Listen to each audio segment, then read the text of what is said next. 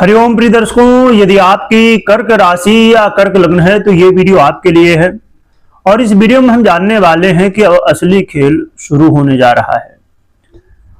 26 मार्च 2026 से अब मंगल का असली खेल शुरू होगा, क्योंकि मंगल वर्तमान में शनिदेव की मूल त्रिकोण राशि कुंभ राशि पर राहु के साथ गोचर कर रहे थे और अभी भी गोचर कर रहे हैं।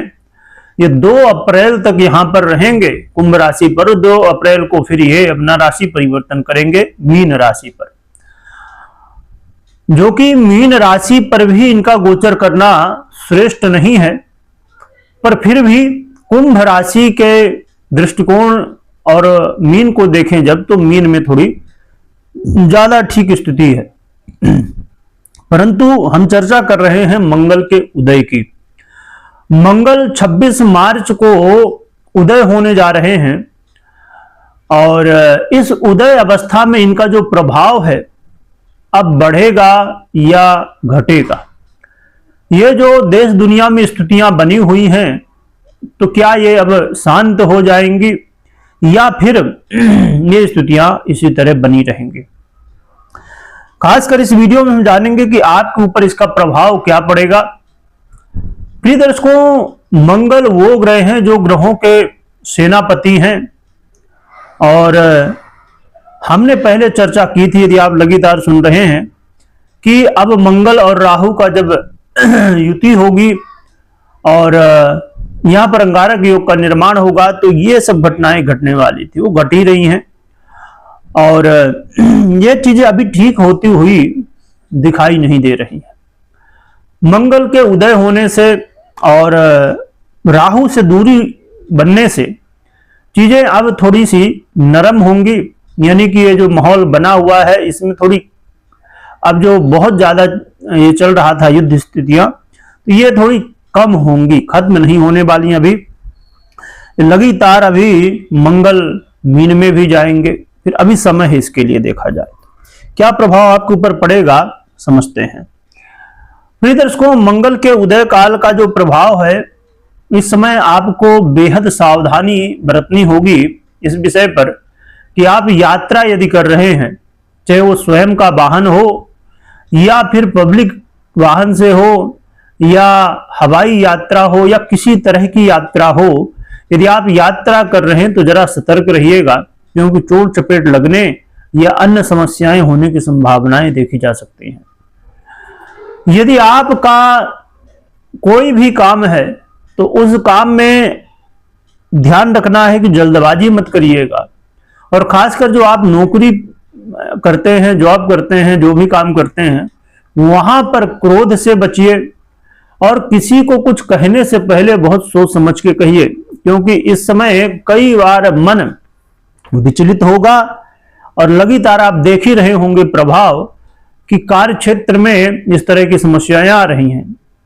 तो इसलिए आपको अपने काम काज में इस समय विशेष रूप से ध्यान रखना होगा, क्योंकि जब अब मंगल उदय होंगे तो इनके प्रभाव में और भी वृद्धि हो जाएगी। इसलिए आपको ध्यान रखना है। जो कि अच्छी बात यह है कि राहु से अब दूरी धीरे धीरे बन रही है और इस समय जो अंदरूनी स्थिति है मंगल की, नक्षत्र वाइज और भी कई स्थितियां वो बदलाव हो रही हैं, बुध का भी बदलाव होने वाला है, तो ये चीजें अब धीरे धीरे थोड़ी सी अनुकूलता बन रही है।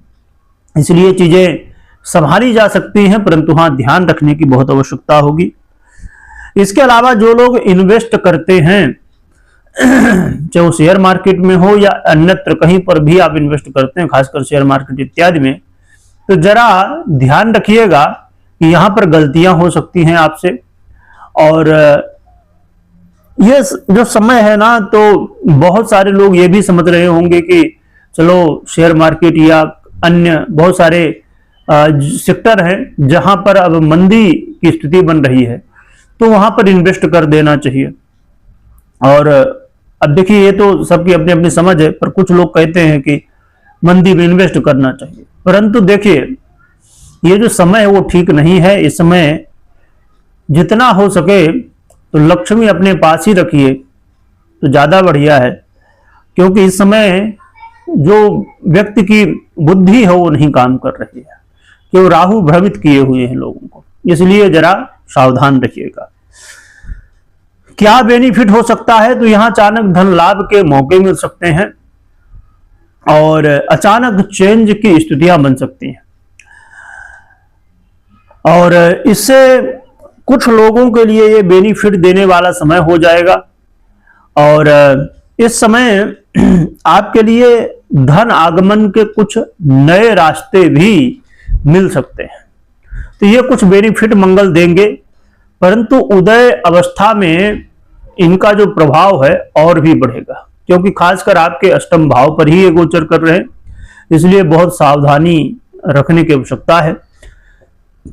खासकर उन लोगों के लिए विशेष सावधानी रखने की आवश्यकता है जो लोग लॉटरी, जुआ, सट्टा या अचानक धन प्राप्ति वाले काम करते हैं।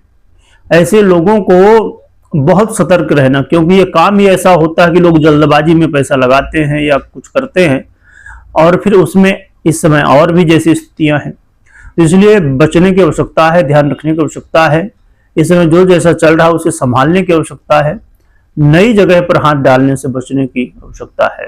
तो इन सभी बातों का ध्यान रखिए। रही बात कि क्या उपाय करना चाहिए जिससे आपको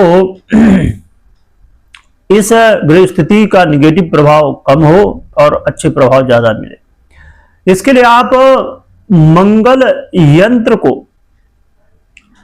अपने घर, ऑफिस इत्यादि में स्थापित कर सकते हैं विधि विधान से, और मंगल की आराधना कर सकते हैं, और साथ में हनुमान जी की आराधना कर सकते हैं, हनुमान चालीसा का पाठ कर सकते हैं। इससे आपको सहयोग देखने को मिलेगा। परंतु कोई भी यदि आपको निर्णय लेना हो तो मात्र गोचर के आधार पर नहीं, अपनी पर्सनल कुंडली विश्लेषण के बाद ही निर्णय लें। कमेंट में जय बजरंगबली लिखिएगा, स्मरण करिएगा। वीडियो देखने के लिए बहुत बहुत धन्यवाद।